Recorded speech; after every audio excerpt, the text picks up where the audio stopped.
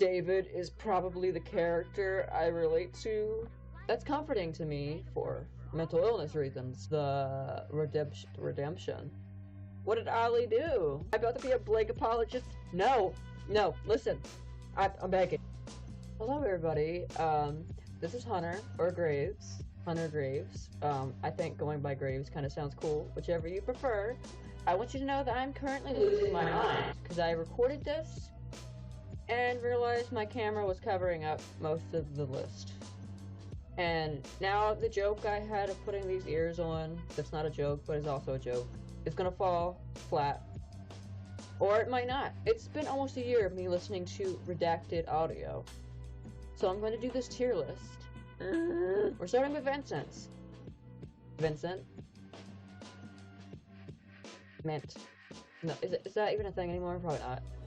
Vincent, I love him. He's the fucking epitome of comfort. His storyline with Lovely, I can resonate with for personal reasons. I love him. I wouldn't say he's one of my favorites though. I would have to put him at a B tier. But I love him. That's my thing. A lot of these characters I love, but I have to rank them. Also based on who I go to the most, who I am fantasizing about in my head. Not in that way, but also in that way. Ivan. More so, normal Flyboy Ivan. Listen.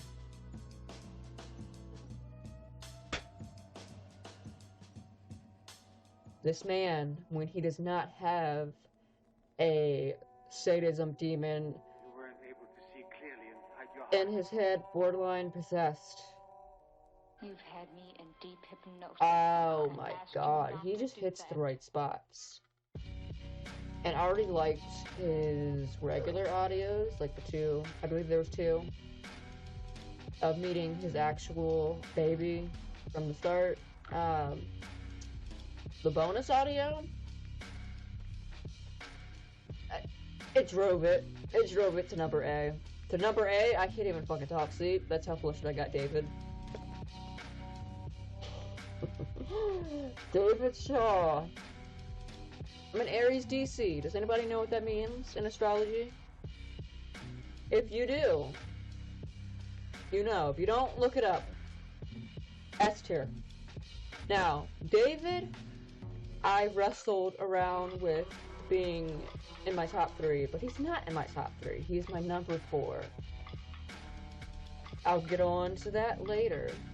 Regulus. Listen, I love the concept of Regulus. I love the fallen empathy demon thing. I love how this is what Calum would have turned into if Freelancer didn't show up situation. So I have to put him at C, just because his stuff is very, very heavy with how he dehumanizes the listener and everything, and that's a little bit much for me on the regular.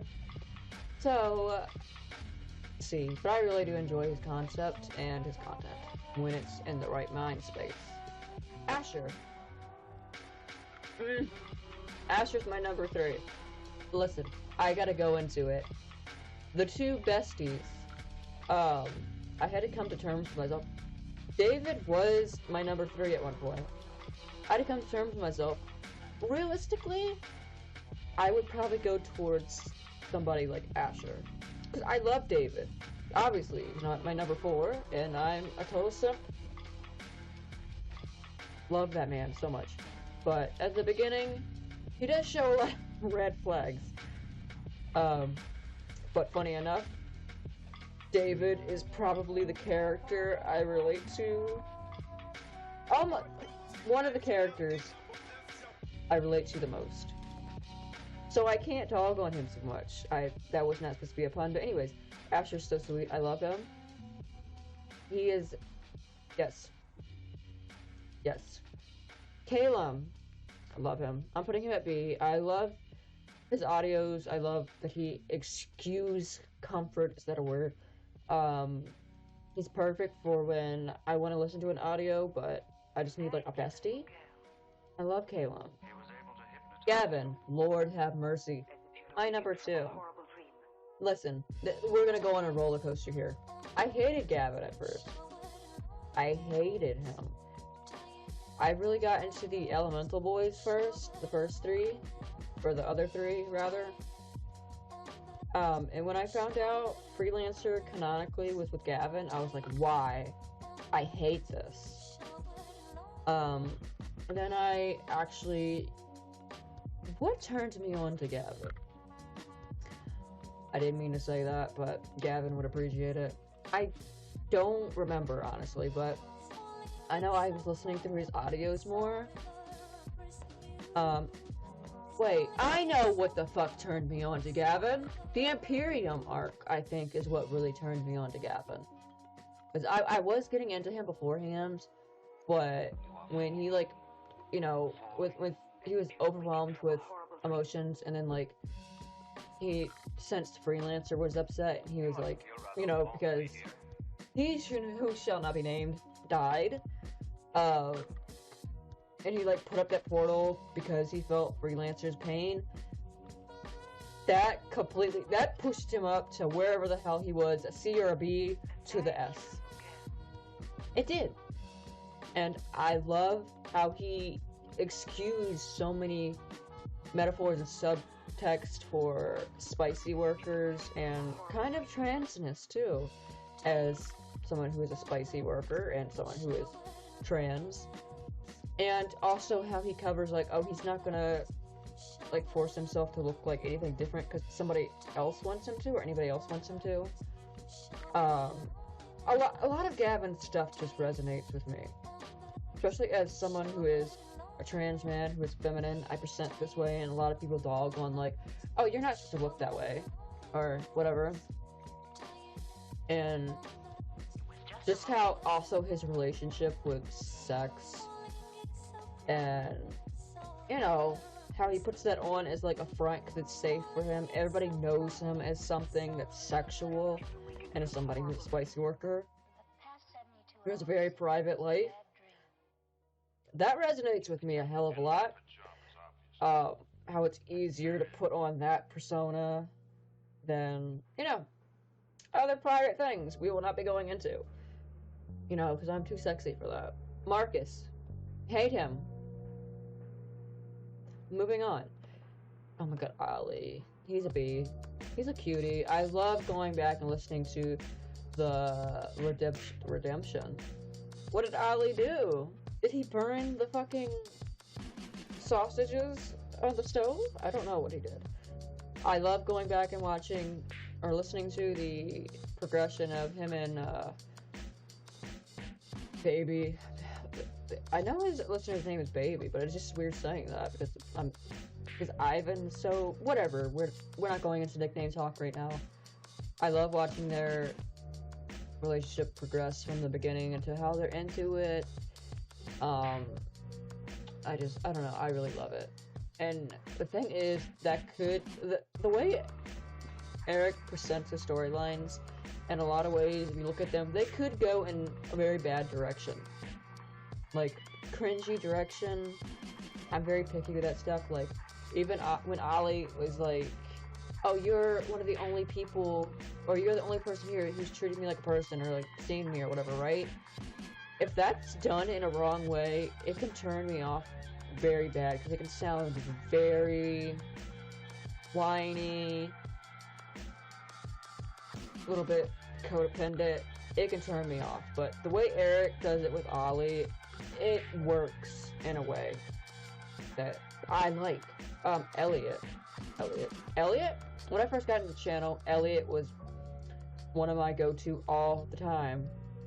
And he still is from time to time. It's somebody who, as Echo called out in a video, as somebody who suffers with chronic nightmares, Elliot was my go-to. After some terrible stuff that happened when I first got into the channel, Elliot. It was Elliot. He was the comfort one, mainly. But I love him. His bonus audio, too, is... If you know, you know. Brachium. Listen, for some reason, the audio where Brachium is taking Sunshine out of, like, the River of Death, like, you know, he's talking down to them, not talking down to them, he's talking to them like, oh, it's okay, while they're basically almost dying, or getting ready to go to the afterlife. That's comforting to me for mental illness reasons. He's Brachium's a C. I love him, but, you know, it's a little bit on the heavier side listening to his stuff. So I don't listen to it all the time, because I don't, the balance is a very heavy storyline in general, but I still like it. It's just not one you're always gonna go back to, unless you're in a good mental space too. Aviator, oh my god, speaking of in the good mental space, this storyline is fucking breaking me so bad. Oh my god. Aviator?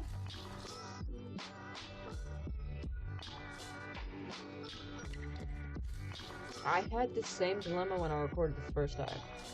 Aviator. God, no, you know what? I am putting him at A, because he resonates with me too, on a personal level. Because of how he was talking to Starlight, and he mentioned to them, like, you know, when he was putting on his act, spoiler, like he didn't give a fuck or whatever, and he was like, oh, you ask so many questions and you're always, like, communicating what's on your mind, and then, like, it rolled around that Aviator was actually like that to his, mentor or whatever. That whole video just fucked me up, because it resonated with me a lot. So much.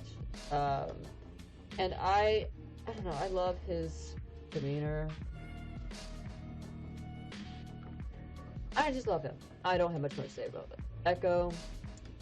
Echo's a C. I know everybody jokes about, does everybody joke about this? I know a few people joke about, like, how, oh, you have a degradation kink if you like Echo insulting you. And it's like, yeah, I do have a degradation kink. I do maybe like it when Echo insults the listener sometimes. Get off my back about it. Milo, hey. Well, I wasn't, the only one I'm doing in order is, like, the S tier, because I, for some reason, know my top 5 actually. But Milo, I love him and Sweetheart's dynamic. It's, like, a dynamic I would love. That's why I kind of, like, it's kind of the same with, like, David and Angel, their dynamic. But Milo and Sweetheart, they jump off each other so much. And I also love how that's present, and then, like, they'll have, like, their deepest fucking lows, like Milo on the bathroom floor, and Sweetheart having a fucking panic attack, which was, it's marvelous for me as somebody who is so invested in this channel. It's the main thing I can listen to if I want ASMR. Audio roleplay now. Audio roleplay comfort. So, Milo having an audio like that, I love it. I love it. And I also love the metaphor for Sweetheart going, like, non-verbal in a way because of the invisibility cloak, all that. Lasco. I love Lasco. I'm gonna put him at a B. Yeah. I'm sorry, I have to put him at a B. I love him, but not enough for an A. Over time, recently I have taken a liking to Lasco more, or rather his archetype more. But listen, I really love how Lasco and Freelance's relationship progresses, and I love the audio when, you know, he's talking about D&D and then he's talking about his parents and everything, and, like, I don't know, I just really love their dynamic and the depths of it. Which, that sounds so fucking basic, but whatever. And, you know, and more details, Lasco, I love him, but realistically, in my life, I probably could not date somebody like him. because I am a dominant personality, but I'm also a switch, and I need somebody who can keep up with that. So that's why, to me, the Gavin Lasco freelancer three-way it's the best of both worlds. It is the best of both worlds. Damien, I love his tendencies to be so fucking protective and like being like, oh, what the fuck? We need to do something about this. I love that. Even though he has to cool himself down. No pun intended. Cody, fuck you.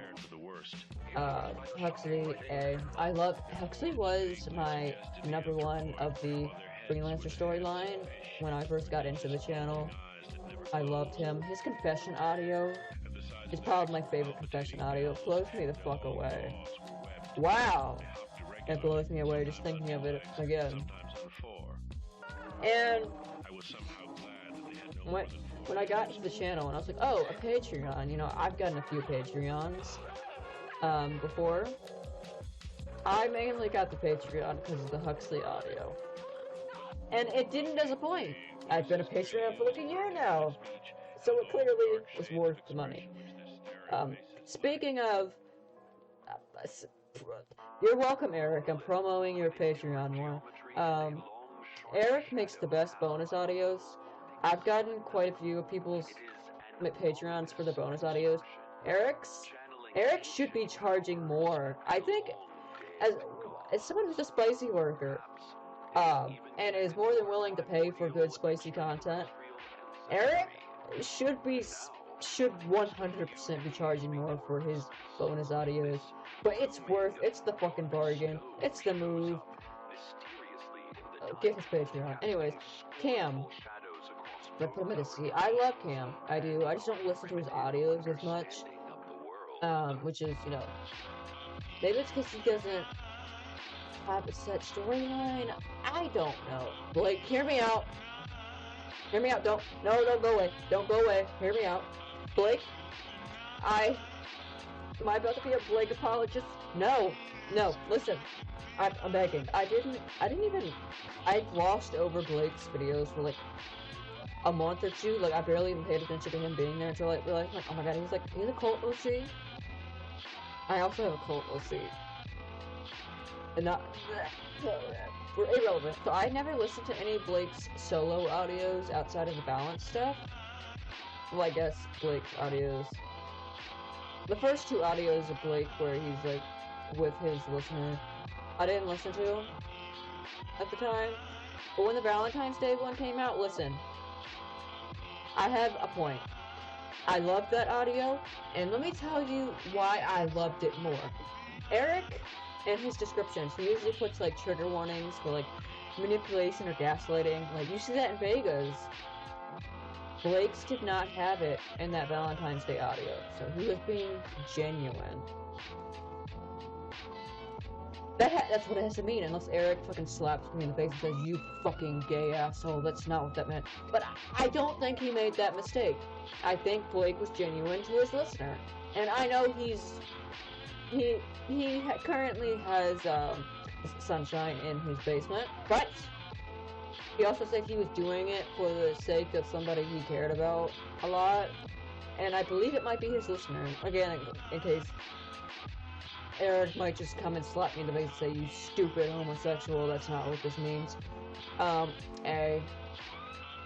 Aaron, A. Are we surprised? Show of hands, are we surprised by the pattern I have going on here? The Sundares, A or up. Him and Smartass's dynamic outside of the bedroom, how they're fucking smart as hell to each other, and the banter, great. And then how they are in the bedroom, great. Speaking of that, Guy is not on this list, but Guy would be going right behind David. Moving on. Sam, we've found him. My number one. Goodness gracious. Can I get an L? Do I have any Darling Kennies in the chat, like me? Do I have any fellow Darling Kennies in the chat? Let me know. I cannot I would be going on this whole video if I was gonna go on about how much I love Sam. I usually hate slow burn stuff. Sam was worth it. He was worth the wait. I adore him so much, and I just want to cuddle him and just. Next, Vega. Ooh, I'm gonna put Vega at B. Now, would you believe me if I told you I'm a Will Graham Kinney? If you know Vega's storyline ward, you know. And the thing is, I don't like Will and Hannibal as a romantic thing. I won't go into it.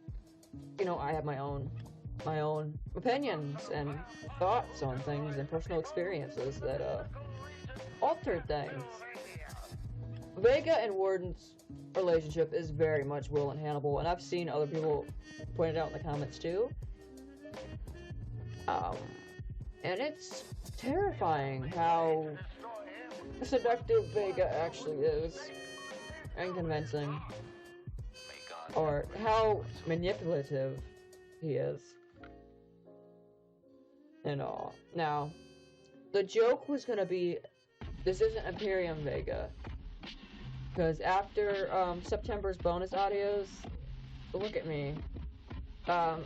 Would you be surprised? I would still keep him at a B, but would you be surprised that I enjoy Imperium Vega's bonus audios? Both of them? That is my tier list for the redacted audio boys, minus Guy, which would be minus Guy, and Morgan, and Anton, who is now here. I'm not gonna go into Anton. This video is probably long enough. Leave a like or a comment if you enjoyed this, and subscribe maybe for more content on this channel that is chaotic and not really. I don't know what the fuck I'm doing with this channel. Tell me what your top 3 boys are, so not only I can get analyzed by the community on what my problems are based on this, but you too can.